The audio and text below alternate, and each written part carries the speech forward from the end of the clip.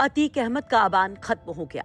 एक सड़क हादसे ने निकल ली उसकी जिंदगी। अब तैयारी है उसके जनाजे की और इंतजार है अतीक के 2 बेटों का, अबान के बड़े भाइयों का, जिनका लाडला था अबान।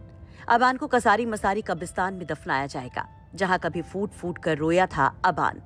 आंसू तो यहाँ निकले थे, लेकिन टीस मानो ताउम्र के लिए नस्तर जैसी चुपती रही। अबान के करीबी बताते हैं उसके सबसे बड़े गम के बारे में, जब वो करीब 7 महीने के बाद पहुंचा था अपने पिता की कब्र पर फातिया पढ़ने, तो रो पड़ा था। और उन आंसुओं में एक पिता को खोने का दर्द तो था ही, साथ ही वो एक पीड़ा थी कि आखिरी बार वो उन्हें देख तक नहीं सका, उनके जनाजे में शामिल ना हो सका। बिना कुछ करे ही उसे मिला ये ताउम्र का दर्द। लेकिन क्यों, अब वो भी जान लीजिए। दरअसल 24 फरवरी 2023 की तारीख, जब प्रयागराज में उमेश पाल की दिन दहाड़े हत्या कर दी गई थी। मानो इसी तारीख के बाद अतीक अहमद के परिवार की मुश्किलें बढ़नी शुरू हो गईं। इस मामले के बाद अतीक अहमद के परिवार पर पुलिस की कार्रवाई तेज हो जाती है। इसी दौरान अतीक के नाबालिग बेटे अहजम और अबान को प्रयागराज के राजरूपपुर स्थित बाल संरक्षण गृह में रखा गया। इसके बाद अप्रैल 2023 में परिवार पर एक के बाद एक बड़ी त्रासदियां आती हैं। 13 अप्रैल को अतीक के बेटे असद की झांसी में पुलिस मुठभेड़ में मौत हो जाती है और महज 2 दिन बाद 15 अप्रैल की रात प्रयागराज में पुलिस हिरासत के दौरान अतीक अहमद और उसके भाई अशरफ की गोली मारकर हत्या कर दी जाती है। लेकिन उस वक्त अबान और उसका भाई अहजम अपने पिता और चाचा के आखिरी सफर में शामिल नहीं हो सके थे। दोनों नाबालिग थे और बाल संरक्षण गृह में रह रहे थे। कानूनी प्रक्रिया और बाल कल्याण समिति की निगरानी के चलते उन्हें जनाजे में ले जाने की परमिशन नहीं मिली। यानी जिस वक्त पूरा परिवार अपने पिता अतीक, चाचा अशरफ और भाई असद को आखिरी विदाई दे रहा था, उस वक्त अबान और उसका भाई बाल संरक्षण गृह की 4 दीवारी में थे।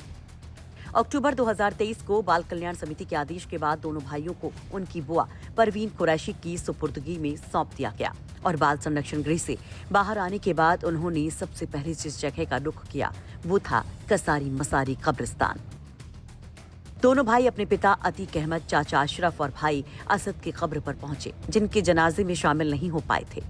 तो वहीं करीब 7 महीने के बाद उन्हीं कब्रों के सामने खड़े होकर रो पड़े। आसपास के लोगों की माने तो वहां पर इन दोनों ने फातिहा पढ़ी।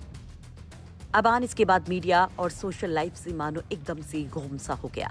लेकिन साल 2025 में वो अचानक से चर्चा में आया, जब वो अपने भाई अली से जेल में मुलाकात करने के लिए गया। बाद में एक शादी समारोह का वीडियो भी सोशल मीडिया पर वायरल हुआ।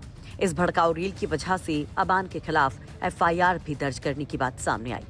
आपको बता दें कि झांसी कानपुर हाईवे पर ही पुंछ थाना क्षेत्र में एक भीषण सड़क हादसे में गुरुवार को अबान और उसका दोस्त मारे गए। झांसी मेडिकल कॉलेज में 3 डॉक्टर्स के पैनल ने जब शवों का पोस्टमार्टम किया तो रिपोर्ट से खुलासा हुआ कि कार की भीषण टक्कर की वजह से ब्रेन हैमरेज हुआ। साथ ही पेट के अंदरूनी अंग जैसे कि लिवर, इंटेस्टाइन, हार्ट बुरी तरह से क्षतिग्रस्त हो गए। ज्यादा ब्लड निकलने की वजह से उन दोनों की मौके पर ही मौत हो गई।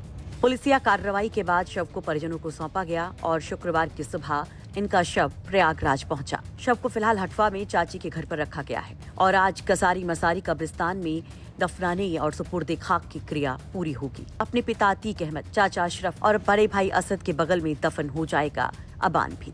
वहीं अबान के सुपुर्दे खाक को देखते हुए अंतिम संस्कार की प्रक्रिया एक तरफ पूरी हो रही तो दूसरी तरफ पुलिस प्रशासन भी कड़े सुरक्षा इंतजाम किया नजर आता है। प्रयागराज से आनंद राज के साथ ब्यूरो रिपोर्ट, यूपी तक।